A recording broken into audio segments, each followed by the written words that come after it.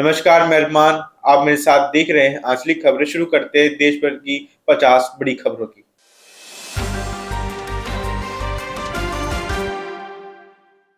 कानूनी सहायता वितरण तंत्र को सशक्त बनाने पर पीएम आज राष्ट्रीय सम्मेलन का उद्घाटन करेंगे।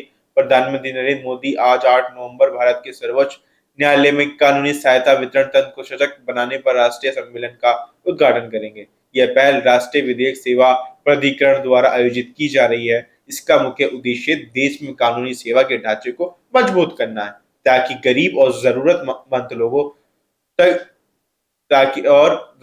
लोगों तक कानूनी सहायता आसानी से पहुंच सके। इस दौरान सामुदायिक मध्यस्थता प्रशिक्षण मॉड्यूल भी लॉन्च किया जाएगा। कार्य अधिकारी सीईओ बीवीआर सुब्रमण्यम ने घोषणा की है कि भारत और अमेरिका नवंबर के अंत तक एक नए व्यापार समझौते की अंतिम रूप दे सकता है। इस समझौते पर बातचीत बाजार पहुंच बढ़ाने, टैरिफ संबंधित मुद्दों को हल करने और द्विपक्षीय आर्थिक सहयोग को बढ़ावा देने पर केंद्रित है। ये दोनों देशों के बीच मजबूत आर्थिक साझेदारी की दिशा में एक महत्वपूर्ण कदम है। प्रधानमंत्री नरेंद्र मोदी अगले सप्ताह भूटान का दौरा करने वाले हैं, जहां वे प्रमुख पनबिजली परियोजनाओं का उद्घाटन करेंगे और चल रही रेलवे योजनाओं की समीक्षा करेंगे। ये दौरा पड़ोसी देश भूटान के साथ भारत की रणनीतिक और आर्थिक साझेदारी को मजबूत करने पर केंद्रित है। पनबिजली और रेल कनेक्टिविटी परियोजनाएं द्विपक्षीय संबंधों और क्षेत्रीय विकास के लिए महत्वपूर्ण है। बिहार विधानसभा चुनाव के प्रचार में तेजी आई। प्रधानमंत्री नरेंद्र मोदी ने औरंगाबाद, भभुआ की जनसभाओं में विपक्ष पर तंज कसा, जबकि कांग्रेस नेता राहुल गांधी ने भाजपा पर निशाना साधते हुए कहा, जेएनजी को चुनाव चोरी के सबूत दिखाने की बात कही। ये खबर बिहार में चल रहे हाई वोल्टेज चुनावी माहौल को दर्शाती है, जहां शीर्ष नेता रैलियों के माध्यम से एक दूसरे पर आरोप प्रत्यारोप लगा रहे हैं और मतदाताओं को लुभाने की कोशिश कर रहे हैं। हरियाणा के पूर्व मुख्यमंत्री और कांग्रेस नेता भूपेंद्र सिंह हुड्डा पर एक सीबीआई अदालत ने आरोप तय किए हैं। ये कानूनी और राजनीतिक घटनाक्रम हुड्डा के लिए एक झटका है और इससे राज्य की राजनीतिक पर असर पड़ सकता है। यह मामला उनके कार्यकाल में जुड़े किसी विशेष मामले से संबंधित है। भारत निर्वाचन आयोग के बिहार विधानसभा आम चुनाव 2025 और 8 विधानसभा निर्वाचन क्षेत्रों के उपचुनावों के दौरान आदर्श आचार संहिता के तहत 108.19 करोड़ से अधिक मूल्य की अवैध प्रलोभन सामग्री जब्त की है। जब्ती में नगद, शराब और अन्य प्रलोभन सामग्री शामिल है। ये दर्शाता है कि आयोग चुनावों में पैसे और अवैध साधनों के दुरुपयोग को रोकने के लिए कड़ी निगरानी रख रहा है।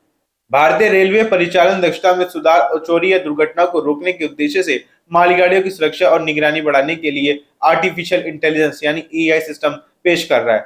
ये केंद्र सरकार की एक तकनीकी नीतिगत पहल है, जिसका उद्देश्य रेलवे के बुनियादी ढांचे और सेवाओं का आधुनिकीकरण करना है। एआई का उपयोग अधिक सुरक्षित और कुशल रेल संचालन में मदद करेगा। देश भर में कुत्तों के काटने की घटनाओं में खतरनाक वृद्धि को देखते हुए सुप्रीम कोर्ट ने अस्पतालों, राजमार्गों और अन्य संस्थागत क्षेत्रों से आवारा कुत्तों को हटाने का आदेश दिया है। ये एक महत्वपूर्ण सामाजिक नीतिगत हस्तक्षेप है। अदालत के आदेश के बाद दिल्ली नगर निगम, एमसीडी जैसे स्थानीय निकायों के संस्थागत क्षेत्रों से आवारा कुत्तों को हटाने की तैयारी शुरू कर दी है, जिससे जन सुरक्षा सुनिश्चित की जा सके। पर्यावरण, वन एवं जलवायु परिवर्तन मंत्रालय के तहत राष्ट्रीय प्राणी उद्यान यानी दिल्ली चिड़ियाघर 8 नवंबर 2025 से पर्यटकों के लिए फिर से खोल दिया जाएगा। एवियन इन्फ्लुएंजा वायरस के सकारात्मक मामले सामने आने के बाद इसे स्थायी रूप से बंद कर दिया गया था। चिड़ियाघर को खोलने का निर्णय यह सुनिश्चित होने के बाद लिया गया है कि एवियन इन्फ्लुएंजा की स्थिति नियंत्रण में है और सभी निर्धारित जैव सुरक्षा दिशा निर्देशों का पालन किया गया है। ये सरकारी संस्थाओं के सामान्य कामकाज की बहाली को दर्शाता है। दिल्ली में रिठाला मेट्रो स्टेशन के पास की झुग्गियों में आग लगने की घटना में एक व्यक्ति की मौत हो गई है और अन्य घायल हो गए। दिल्ली अग्निशम सेवा ने शव को बरामद किया और घायल व्यक्ति को सफदरजंग अस्पताल में भर्ती कराया गया। यह एक दुखद दुर्घटना है। झुग्गी झोपड़ी क्षेत्रों में अक्सर आग लगने की घटनाएं होती रहती हैं, जो सुरक्षा मानकों और घनी आबादी वाले क्षेत्रों में आपातकालीन प्रतिक्रिया के महत्व को उजागर करती है। गुरुवार को छत्रपति शिवाजी महाराज टर्मिनस रेल रोको आंदोलन के कारण मुंबई में भारी अराजकता फैल गई, जिसके परिणाम स्वरूप 2 यात्रियों की मौत हो गई। सोशल मीडिया पर इस असमय विरोध प्रदर्शन को लेकर नागरिकों में भारी गुस्सा और आक्रोश देखा गया। ये घटना मुंबई के परिवहन ढांचे की नाजुकता, स्थानीय रेल नेटवर्क पर अत्यधिक निर्भरता को दर्शाती है। विरोध प्रदर्शन के कारण हुई मौतों ने शहर की परिवहन व्यवस्था में सुधार और आपातकालीन प्रबंधन की कमी को लेकर राजनीतिक उदासीनता पर सवाल खड़े किए हैं। कर्नाटक में आज 16वीं सदी के कवि, संगीतकार और दार्शनिक कनक दास की जयंती के उपलक्ष्य में क्षेत्रीय सार्वजनिक अवकाश है। ये खबर कर्नाटक की सांस्कृतिक और क्षेत्रीय राजनीति से जुड़ी है, जहां कनकदास जयंती जैसे पर्वों पर सरकारी संस्था और बैंकों में अवकाश होता है। पश्चिम बंगाल स्कूल सेवा आयोग ने 11वीं और 12वीं कक्षा के सहायक शिक्षकों के लिए राज्य स्तरीय चयन परीक्षा यानी SLST के परिणाम जारी किए हैं। ये उन हजारों उम्मीदवारों के लिए राहत की खबर है जिनकी पिछली नियुक्तियां एक सुप्रीम कोर्ट के आदेश से अमान्य कर दी गई थी। ये कदम पश्चिम बंगाल में शिक्षक भर्ती प्रक्रिया में पारदर्शिता और कानूनी अनुपालन सुनिश्चित करने की दिशा में एक बड़ा इवेंट है। जयपुर में 9 साल के एक बच्चे की आत्महत्या के मामले में उसके माता पिता ने स्कूल प्रबंधन पर गंभीर आरोप लगाए हैं कि बच्चों को स्कूल में धमकाया गया था। ये एक संवेदनशील सामाजिक घटना है जो बच्चों के मानसिक स्वास्थ्य और स्कूलों में बुलिंग के मुद्दों पर ध्यान आकर्षित करती है। ये घटना राजस्थान के शिक्षा और बाल कल्याण क्षेत्र में चिंता का विषय बनी हुई है। उत्तराखंड के हरिद्वार जिले के एक व्यक्ति की कथित तौर पर उसके रिश्तेदारों ने पारिवारिक विवाद के बाद गला रेतकर हत्या कर दी। मृतक अपने भांजे के अंतिम संस्कार में शामिल होने आया था। ये राज्य में पारिवारिक और संपत्ति विवादों के कारण होने वाले हिंसक अपराधों दुर्भाग्यपूर्ण घटना है, जिस पर पुलिस ने कानूनी कार्रवाई शुरू की है। बिहार विधानसभा चुनाव 2025 के पहले चरण में लगभग 65% मतदान दर्ज किया गया, जो राज्य के लिए एक रिकॉर्ड है। प्रधानमंत्री मोदी और गृह मंत्री अमित शाह दोनों ने इस रिकॉर्ड मतदान को एनडीए सरकार बनने का संकेत बताया। 14 वर्ष से कम उम्र की लड़कियों के लिए मुफ्त सर्वाइकल कैंसर टीके की घोषणा सिक्किम के मुख्यमंत्री प्रेम सिंह तमांग ने घोषणा की है कि अप्रैल 2026 से राज्यों में 14 वर्ष से कम उम्र की सभी लड़कियों को सर्वाइकल कैंसर के टीके मुफ्त दिए जाएंगे। ये सिक्किम सरकार द्वारा स्वास्थ्य नीति के क्षेत्र में एक महत्वपूर्ण प्रगतिशील कदम है, जिसका उद्देश्य राज्य में सार्वजनिक स्वास्थ्य, विशेष रूप से महिलाओं के स्वास्थ्य को बेहतर बनाना है। HDFC बैंक ने कुछ निश्चित अवधि के लिए अपनी marginal cost of funds based lending rate MCLR में कटौती की है। MCLR में कटौती का मतलब है कि बैंक से जुड़े कुछ कर्ज जैसे होम लोन की EMI कम हो जाएगी, जिससे उधारकर्ताओं को राहत मिलेगी। ये कदम बैंकिंग प्रणाली में लिक्विडिटी की स्थिति और ब्याज के रुझान को दर्शाता है। फूड डिलीवरी प्लेटफॉर्म स्विगी अपनी अपेक्षित सार्वजनिक रेटिंग IPO से पहले बाजार में अपनी स्थिति मजबूत करने के लिए 10,000 करोड़ तक की नई फंडिंग जुटाने की तैयारी कर रहा है। ये खबर भारतीय स्टार्टअप और टेक सेक्टर के लिए महत्वपूर्ण है। इतनी बड़ी फंडिंग जुटाने की योजना कंपनी की विकास क्षमता और निवेशकों के भरोसे को दर्शाती है। साथ ही ये संकेत देती है कि कंपनी जल्द ही शेयर बाजार में लिस्ट होने की तैयारी में। भारतीय रिजर्व बैंक के निर्देश अनुसार 8 नवंबर 2025 महीने का दूसरा शनिवार होने के कारण पूरे भारत में बैंक बंद रहेंगे। भले ही अब अधिकांश लेन देन ऑनलाइन होते हैं, लेकिन बड़ी जमा निकासी या अवलोकन संचालन जैसे कुछ महत्वपूर्ण काम शनिवार को नहीं हो पाएंगे। ग्राहकों को अपनी वित्तीय गतिविधियों की योजना बनाते समय इस अवकाश का ध्यान रखना होगा। आज सुबह जारी किए गए IPCA के आंकड़ों के अनुसार 24 कैरेट सोने का भाव 1,20,100 रुपए प्रति 10 ग्राम रहा। वैश्विक स्तर पर भी सोने की कीमतें बढ़त के साथ 4,004.02 डॉलर प्रति औंस पर कारोबारी कर रही थी। सोने की कीमतों में बड़ी बढ़ोतरी वैश्विक अनिश्चितता और अमेरिकी फेडरल रिजर्व की ब्याज दरों में संभावित कटौती की आशंकाओं के कारण हो सकती है, जिससे निवेशकों में रुझान सुरक्षित निवेश की ओर बढ़ता है। सोने की तरह चांदी कीमतों में भी तेजी देखी गई है और 999 शुद्धता वाली चांदी की कीमत 1,48,275 रुपए प्रति किलोग्राम दर्ज की गई है।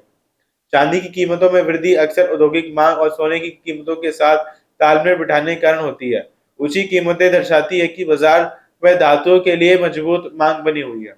पिछले सत्र में स्टेट बैंक ऑफ इंडिया समेत कई सार्वजनिक क्षेत्र में बैंकों के शेयर 52 सप्ताह के नए उच्च स्तर पर पहुंच गए थे। यह वृद्धि सार्वजनिक क्षेत्र के बैंकों की मजबूत वित्तीय स्थिति, ऋण वृद्धि में सुधार और परिसंपत्ति गुणवत्ता में सुधार के कारण है, जो भारतीय बैंकिंग क्षेत्र में सकारात्मक रुझान को दर्शाता है। बेयर क्रॉमसाइंस इंडिया ने अपनी दूसरी तिमाही के मुनाफे में 12% की वृद्धि दर्ज की है। ये वृद्धि मुख्य रूप से लागत में कटौती और अनुकूल बिक्री मिश्रण के कारण हुई।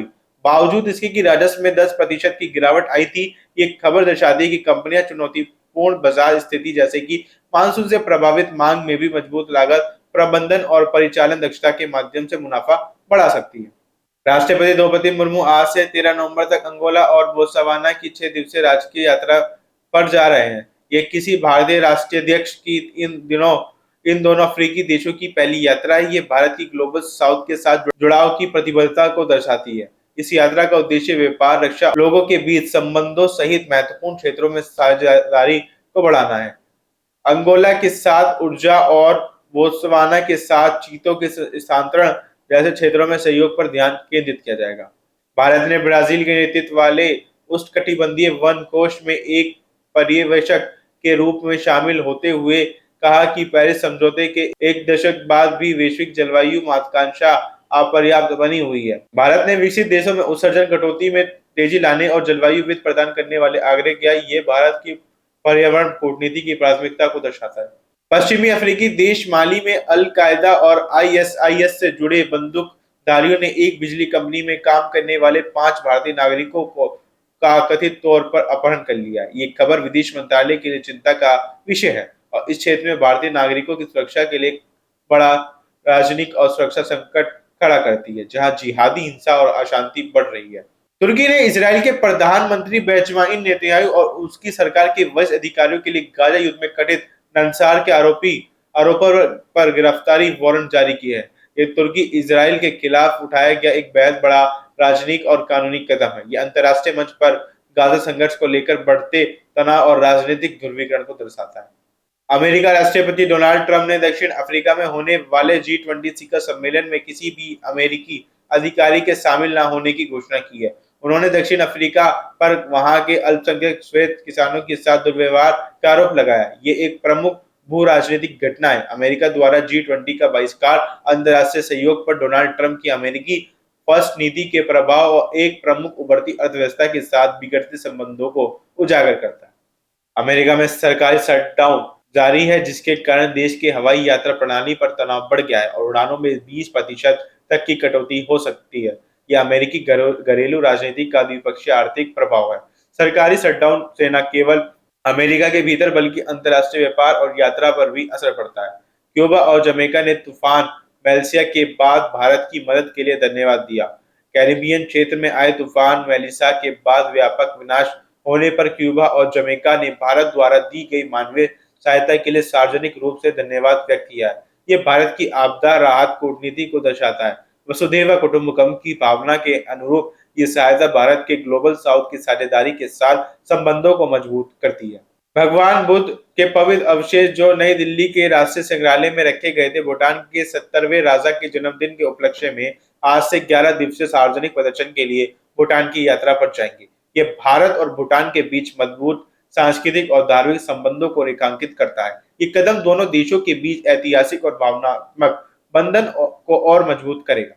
अमेरिकी राष्ट्रपति डोनाल्ड ट्रंप द्वारा परमाणु परीक्षणों पर दिए गए बयान पर प्रतिक्रिया देते हुए रूस ने कहा कि वह वाशिंगटन के रास्ते पर चलेगा, यानी रूस भी उसी तरह की कार्रवाई कर सकता है। ये खबर परमाणु हथियारों को लेकर वैश्विक हथियारों की दौड़ की संभावना को बढ़ाती है और विश्व की महाशक्तियों के बीच बढ़ते अविश्वास और तनाव को उजागर करती है। डेनमार्क ने 15 साल से कम उम्र के बच्चों के लिए सोशल मीडिया के उपयोग पर प्रतिबंध लगाने की योजना की घोषणा की है, जिसमें 13 से 14 वर्ष के बच्चों के लिए माता-पिता की मंजूरी के साथ अपवाद हो सकता है। ये बाल कल्याण और डिजिटल सुरक्षा को लेकर एक प्रगतिशील नीतिगत कदम है, जो बच्चों पर सोशल मीडिया के मानसिक स्वास्थ्य प्रभावों के बारे में बढ़ती वैश्विक चिंताओं को दर्शाता है। फिलीपींस से टकराने के बाद इस वर्ष के सबसे शक्तिशाली उष्णकटिबंधीय तूफान कालमेगी के वियतनाम के मध्य तटीय क्षेत्रों में आने से कम से कम 5 लोगों की मौत की खबर। ये खबर एशिया प्रशांत क्षेत्र में जलवायु परिवर्तन के बढ़ते प्रभावों और गंभीर मौसम की घटनाओं के कारण जान माल के नुकसान की त्रासदी को उजागर करती है।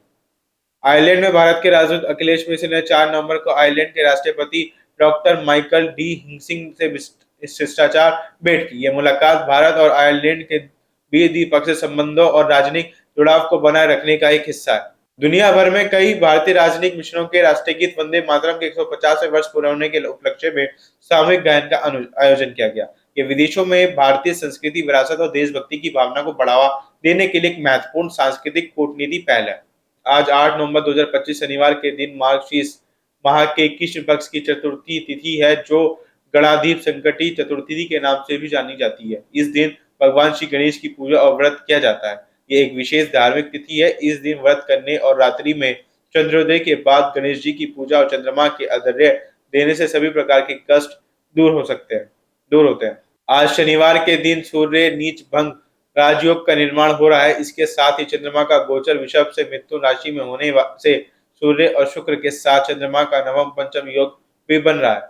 ज्योतिषीय दृष्टि से ये एक अत्यंत शुभ और शक्तिशाली योग है। सूर्य का नीच भंग राजभोग विशेषकर वृषभ, सिंह और कन्या राशि के जातकों के लिए करियर और आर्थिक मामलों में अप्रत्याशित सफलता और बड़ा लाभ दिला सकता है।